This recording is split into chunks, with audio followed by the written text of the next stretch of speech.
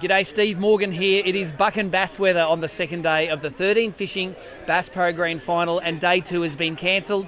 Just down from us here, the dock we start off is underwater. There we go. You can see the dock there.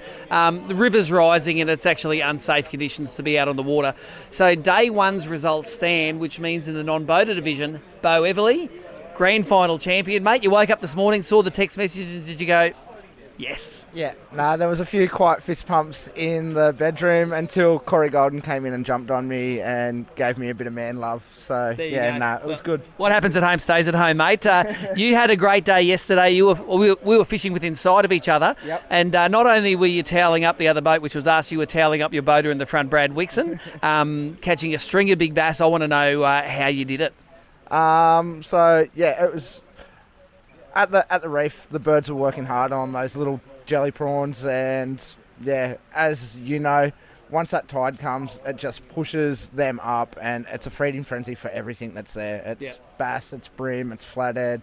I even think I got busted off on a Jew yesterday there, so it was good fun. And the way it sets up, I think it's about 30 foot deep water. As the tide comes in, it comes up to maybe 7 or 8 feet on the top of the bommies, and then that pushes the prawns up, which the birds then feed. And it is a feeding frenzy, but it wasn't all over the joint. Was fishing well. You guys got onto a spot where it was the juice. Yeah. It was the right spot, and tell us how you fished it. I fished with the little spike from Daiwa.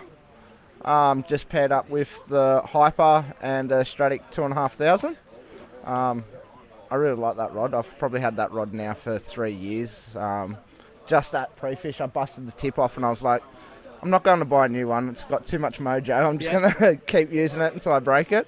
And then the other one was the DT8, the new one by Rapala. I've really fallen in love with those lures since after I got my hands onto the full set, and I've been throwing them pretty much every day I go fishing. That's on a Miller rod crank free and one of the 13Fishing SLZ reels. Those things, with that wind yesterday, man, you could cast them, couldn't you? Oh, it really is game changing, that slide technology. Like, it didn't matter how windy it was, I was just punching it in there. So, what sort of braid and lead are you using? That's the Suffix. I think it's the 832. That's it. Yep. And then Suffix leader as well. So. What sort of breaking strengths? 16 pound. So no, you're not mucking around up on the reef there. No. And your biggest fish yesterday, take us through the cast and the bite. Biggest fish was caught on DT, cast out, deep crank, let it sit there, and then just as it's hit the reef, let it lift up, and then on that lift it was just crunched. Yeah.